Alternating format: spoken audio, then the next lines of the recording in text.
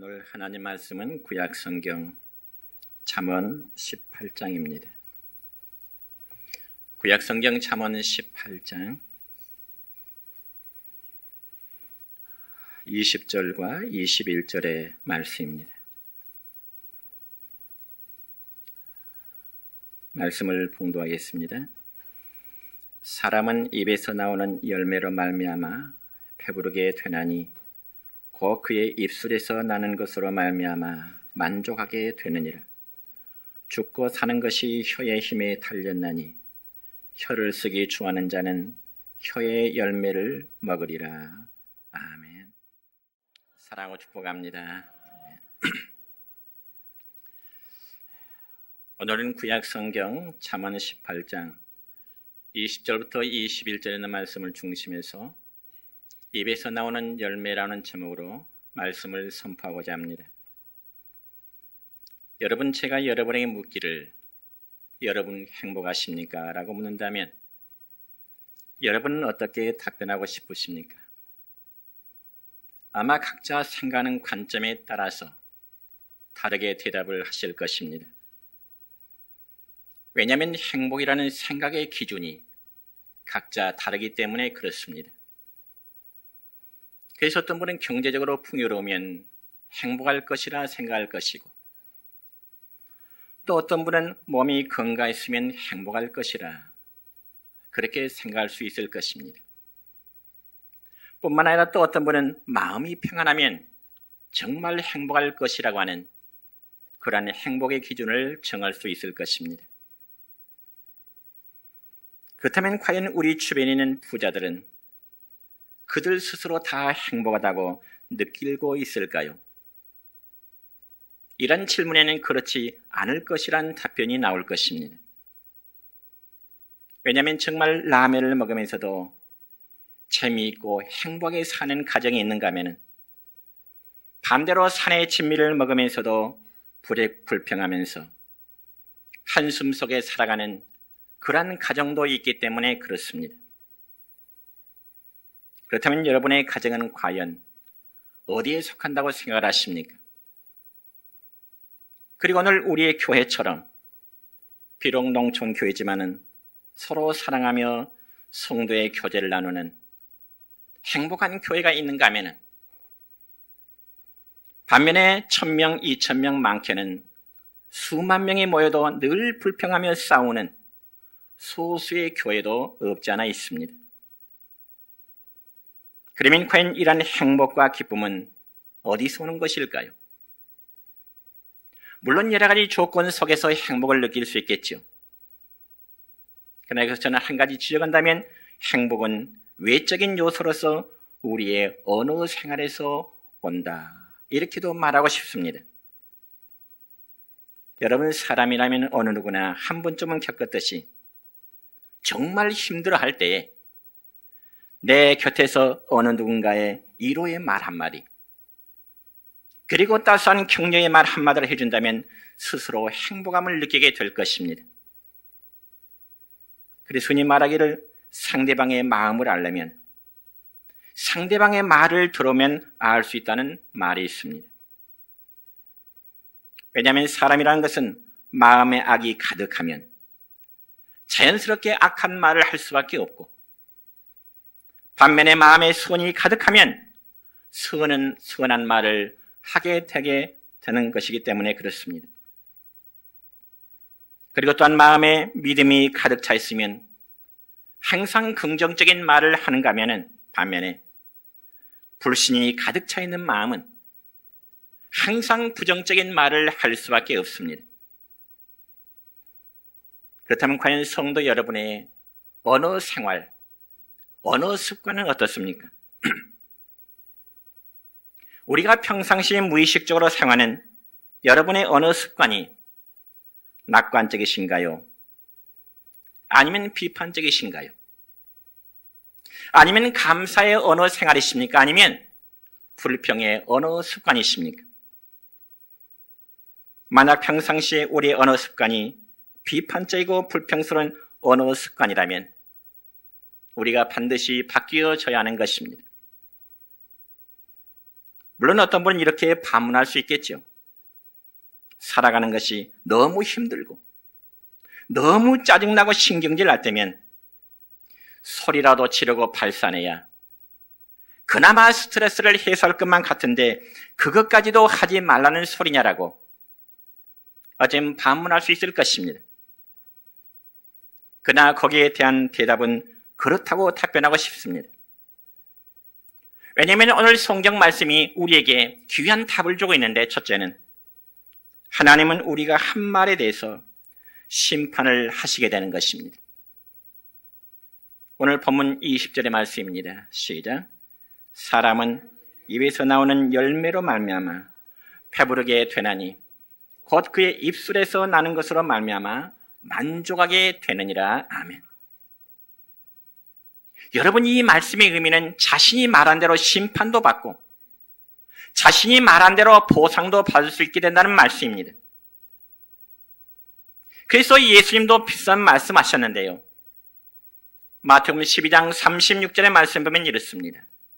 시작. 내가 너희에게 이르노니 사람이 무슨 무익한 말을 하든지 심판날에 이에 대하여 신문을 받으리니 그렇습니다.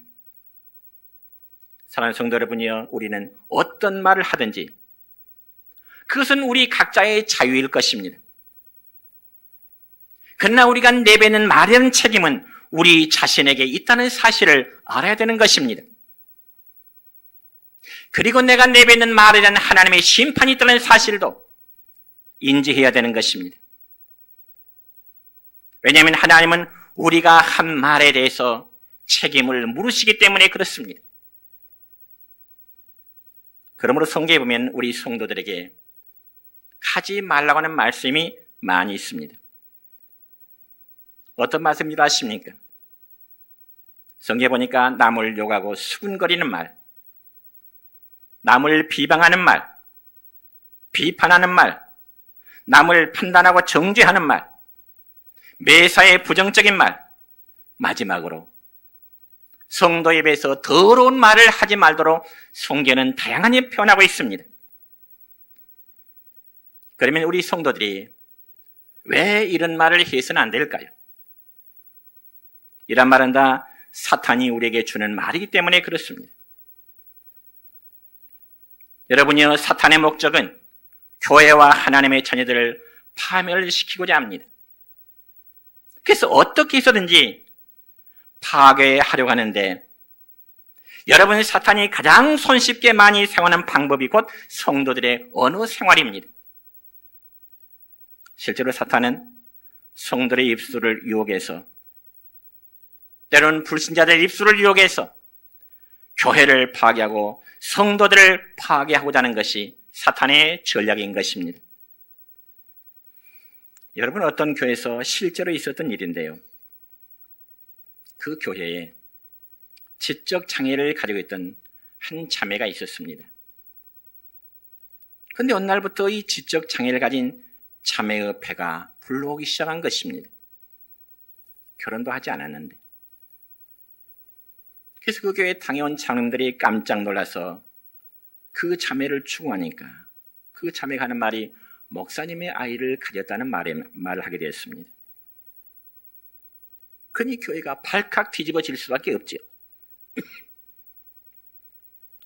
그러나 목사님은 너무 황당한 일이고 무슨 부인을 한다들 변명처럼 여겨질 것 같아서 교회 건덕상 결국 교회를 사임했습니다. 그리고 그러한 일로 인해서 상처를 받은 많은 성도들이 교회를 떠나게 되었습니다. 그리고 얼마가 지나 아이가 태어나자 이제 교인들의 관심은 태어난 그 아이가 목사님을 닮았느냐 안 닮았느냐, 거기에 관심들이 쏟아집니다. 그렇지만 태어난 아이는 목사님과는 전혀 닮지 않았습니다. 그리고 나서 1년쯤 지나서 다시금 장로님들이 그 자매를 추궁합니다. 그 지적장애 자매가 말하기를 사실은 어느 집사님의 아이라는 사실을 이제 고백하게 되었습니다. 그러니까 목사님에게는 아무 잘못 없음이 밝혔지만은 목사님과 교회가 받은 깊은 그 상처만큼은 돌이킬 수 없게 된 것입니다. 그렇다면 사랑하는 성도 여러분이요, 여러분의 언어 생활은 어떻습니까?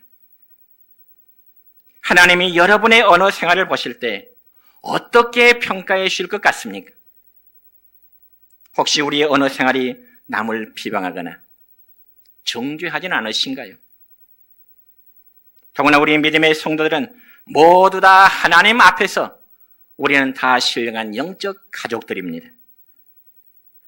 여러분요, 가족은 서로의 허물을 덮어주는 게 가족들입니다. 그래서 내 자식이 아무리 잘못하고 나쁜 일을 했다 할지라도 남 앞에서 부모는 자식의 흉을 보지 않습니다. 자기 형제는 자기 형제의 실수와 허물을 흉보지 않습니다. 왜요? 가족이기 때문에 그렇습니다.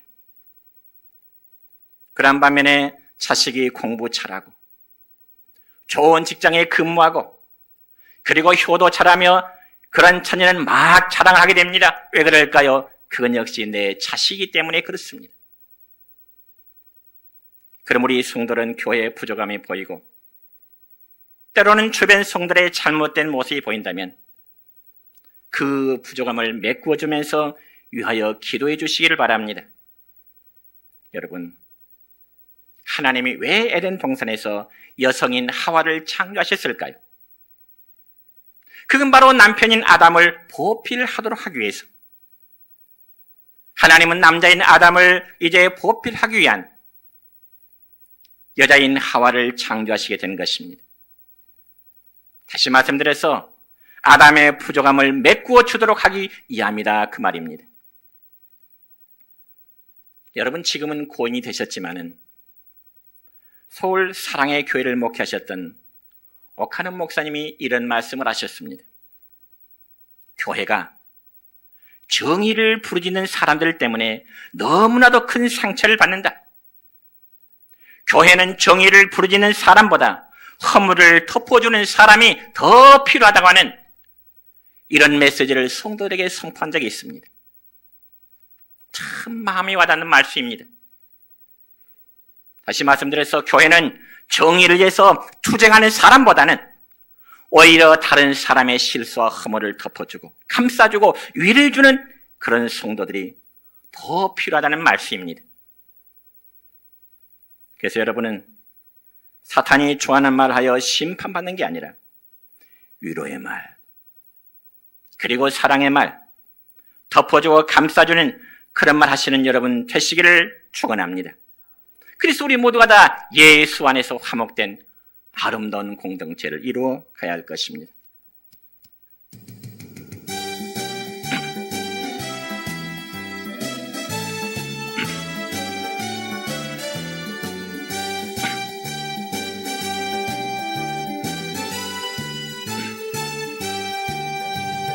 예수 안에서 우리 화목됐네. 예수 안에서 우리 화목됐네. 하나님의 영광 함께 누릴 소망 있네. 할렐루야. 예수 안에서 우리 화목됐네. 예수 안에서 우리 기뻐하네. 예수 안에서 우리 기뻐하네. 하나님의 영광 함께 누릴 소망 있네. 할렐루야. 예수 안에서 우리 기뻐하네. 사랑하네. 예수 안에서 우리 사랑하네.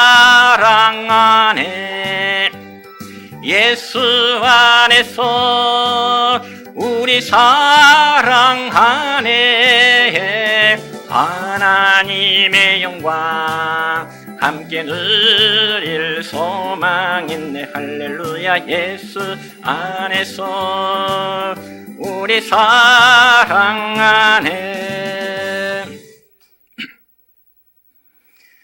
두 번째로 말은 곧 씨앗입니다. 여러분, 농부가 논밭에다 씨를 뿌리면 자라서 열매를 맺게 되는데 맺는 열매는 항상 뿌린 씨앗과 동일하게 됩니다. 그래서 속담 가운데 콩 심은 데 콩 나고요, 팥 심은 데 파 난다는 속담이 있습니다. 그러니까 우리가 어떤 씨앗을 뿌리느냐에 따라서 열매도 동일하게 맺힐 수밖에 없다는 논리입니다. 그와 마찬가지로 우리의 언어 생활도 마찬가지죠. 우리가 매사에 긍정적인 말을 하면 우리의 삶은 긍정적인 방향으로 펼쳐지게 될 것입니다. 그런 반면에 매사에 부정적인 말을 하게 되면 당연히 부정적인 열매를 거둘 수밖에 없다고 하는 사실입니다.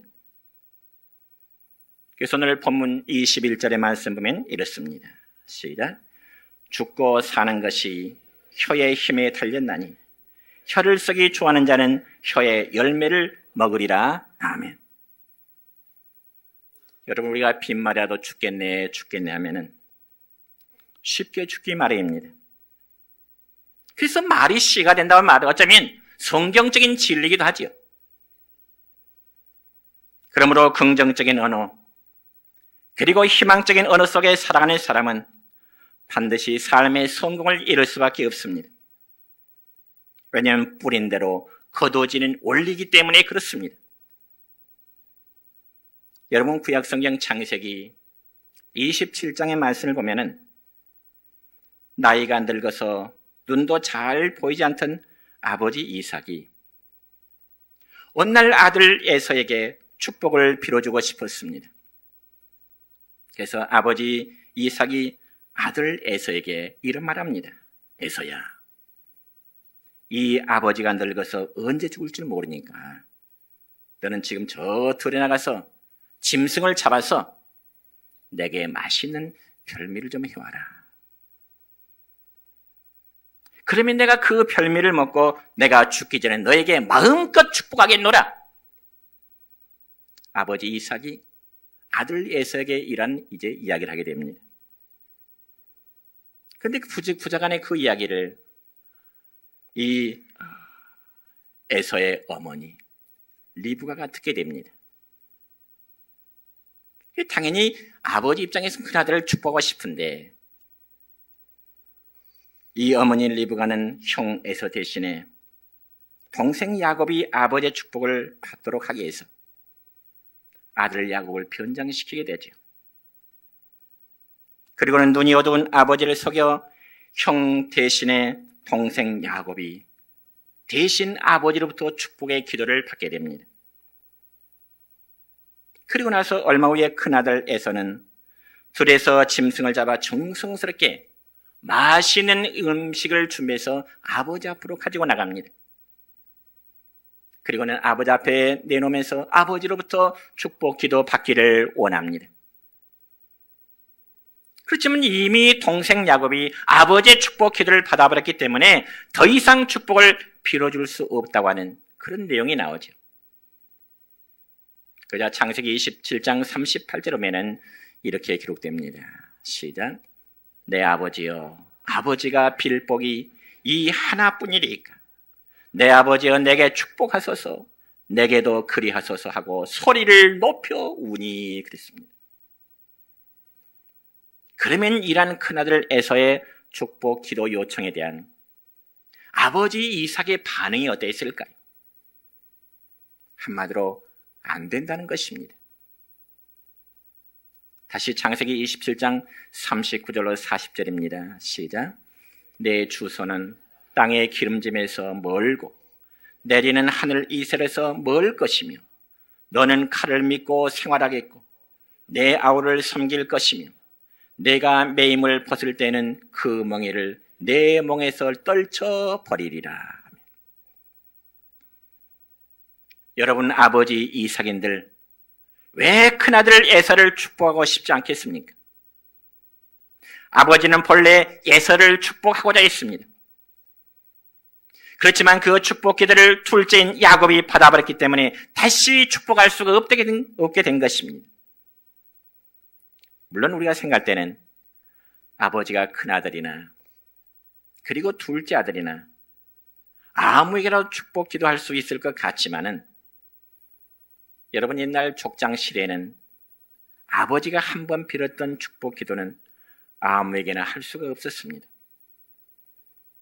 여러 가지 이유가 있겠지만 바로 말의 힘 때문입니다. 그럼 우리가 말이라고 하는 것은 곧 씨앗과도 같다는 것이죠. 그래서 우리는 항상 축복의 말, 그리고 긍정적인 말만 하도록 노력해야 되는 것입니다. 그리고 우리 자신을 향해서도 항상 긍정적인 말을 해보십시오. 우리 자신을 향해서도. 한번 따라갈까요? 나는 소중한 존재다.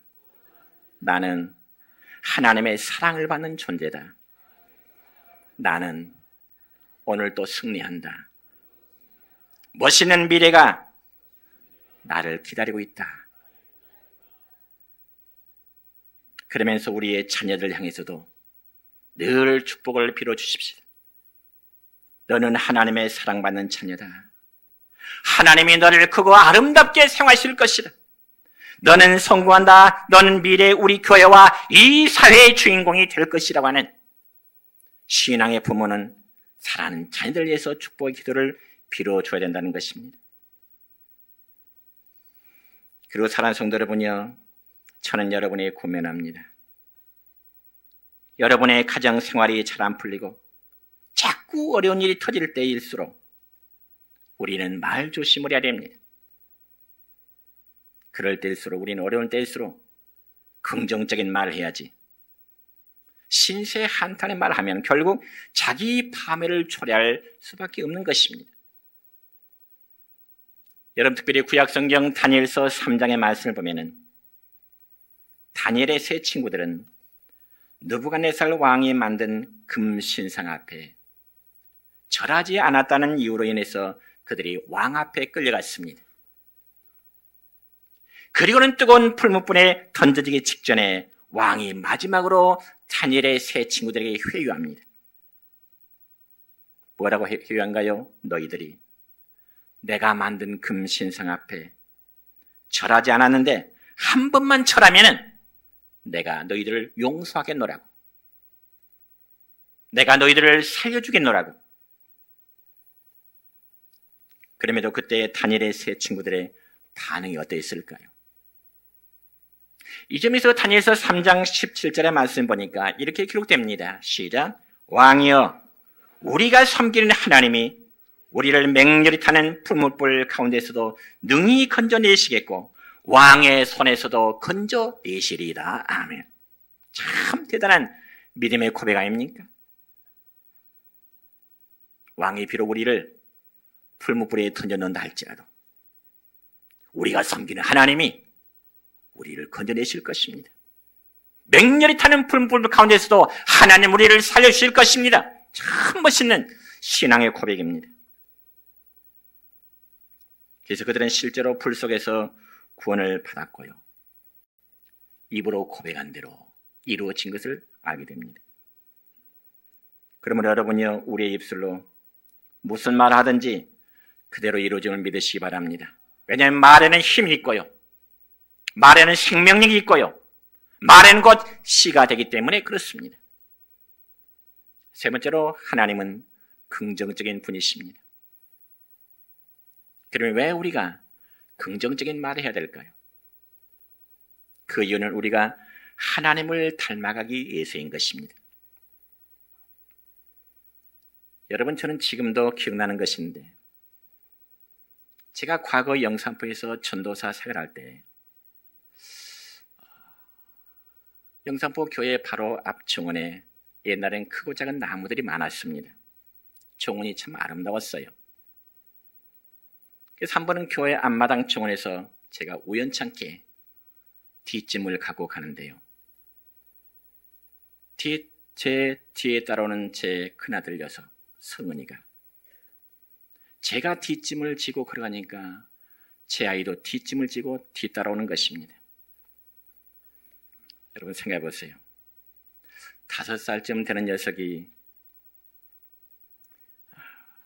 지 아버지 뒤에서 뒷짐 지고 따라오는 모습이 얼마나 웃길 일입니까? 물론 저도 처음에 그 모습 모르고 그저 뒷짐지고 앞에 가는데 뒷짐을 지고 따라오는 제 아들 녀석을 담임 목사님의 사모님 보고 죽는다고 웃고 있는 겁니다. 아, 저것 보라고. 전사님 뒤를 좀 돌아보시오. 제가 뒷짐지고 하는 그 모습을 제 아들이 꼭 똑같이 뒷짐지고 따라오는 겁니다. 어떻게 보면 참 당연한 일이죠. 왜냐하면 자녀는 아버지의 행동 모습을 닮아가기 때문에 그렇습니다. 그렇다면 우리 성도를 당연히 하나님을 닮아서 긍정적인 언어의 삶을 살아야 되지 않겠습니까? 왜 하나님이 긍정적이라는 말일까요?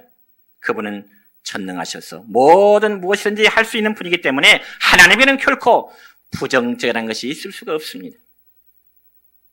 그러므로 하나님은 우리를 향해서도 항상 긍정적이십니다. 뭐라고요? 내가 너희에게 복을 주겠노라고. 내가 너희의 책임을 져주겠노라고. 내가 너희를 인도하겠노라고. 내가 너희를 능력을 주겠노라고. 내가 너희에게 평안을 주겠노라고. 너희가 내게 기도한 대로 내가 들어 응답해 주겠노라고. 그렇다면 우리는 그분을 믿을 수밖에 없지 않습니까? 할 수 있다고 하신 그분, 우리의 능력이 되시는 그분의 말씀을 믿을 때면 불가능이 가능의 역사로 바꾸어질 줄로 믿습니다. 그래서 베드로에게 물 위를 걸으라고 말씀하실 때 베드로는 물 위를 걸었습니다. 그리고 물이 변하여 포도주가 되었고요. 물고기 뱃속에 있던 요나를 3일 동안 하나님은 그를 지키셨던 것입니다. 그리고 무엇보다도 도저히 구원함을 받을 수 없는 저와 여러분을 하나님은 구원해 주셨습니다. 사실 우리에게는 구원을 받을 만한 아무런 요소가 없습니다. 단 한 가지도 없습니다. 왜냐하면 전적으로 부패했고 전적으로 타락했기 때문에 그렇습니다. 그럼에도 하나님이 우리를 구원하셨는데 그건 바로 하나님의 위대하신 능력이요 하나님의 사랑 때문인 것입니다. 그러므로 위대하신 하나님 앞에서 부정적이 된다고 하는 것은 곧 하나님의 전능하심을 믿지 못하겠다고 하는 그런 것과 마찬가지입니다. 그래서 하나님은 항상 긍정적인 자의 편이 되어주십니다. 숫자가 많고 교회가 크고 그것이 문제가 아닙니다. 여러분 구약성경 민수기 13장의 말씀을 보면은 가나안 땅을 탐지했던 12명의 정탐꾼들이 모세 앞에 와서 가나안 땅을 둘러본 그 결과 보고를 하게 됩니다. 그래서 이 12명의 정탐꾼들이 똑같은 장소와 환경을 보았지만은 그들의 결과 보고는 10대 2로 나누어졌습니다. 즉 10명의 보고는 아주 절망적인 보고였습니다. 반면에 2명의 보고는 아주 희망적인 보고였고요. 당장 하나님께서 우리에게 주시고자 약속한 그 땅 당장 올라갑시다. 긍정적인 보고였습니다. 그렇다면 백성들은 어느 편의 보고를 더 신뢰할까요? 12사람의 보고 중에 10사람의 보고를 더 신뢰할까요? 아니면 2사람의 보고를 더 신뢰할까요? 성경에 보니까 백성들은 2사람의 희망적인 보고보다는 절망적인 10사람의 보고를 더 신뢰하게 되었습니다. 그 결과 백성들은 밤새도록 소리를 높여서 통곡하게 되었다라고 말씀하고 있습니다. 그 결과로 희망적인 보고란 여호수아와 갈렙 2명만 가나안에 들어가는 복을 누리게 되고요. 나머지 모든 백성은 다 광야에서 출애굽 1세대들이 죽음을 맞게 되는 것이죠. 이처럼 여러분 말에는 생명력이 있어서 더군다나 우리의 믿음의 말에는 반드시 하나님의 능력이 나타날 줄로 믿습니다. 이제 말씀했습니다. 우리의 언어가 바뀌어지면 우리의 삶이 변하게 될 줄로 믿습니다. 그래서 항상 긍정적인 언어, 믿음의 언어 생활해야지 부정적인 말을 해서는 안 됩니다. 그리고 남을 비판하거나 모함하거나 그리고 중상모략해서 안 됩니다. 하나님이 우리에게 주신 생명, 비록 내일 죽더라도 오늘이라는 이 시간만큼은 항상 긍정적인 사고로 살아가는 여러분 되시기를 주님의 이름으로 축원합니다.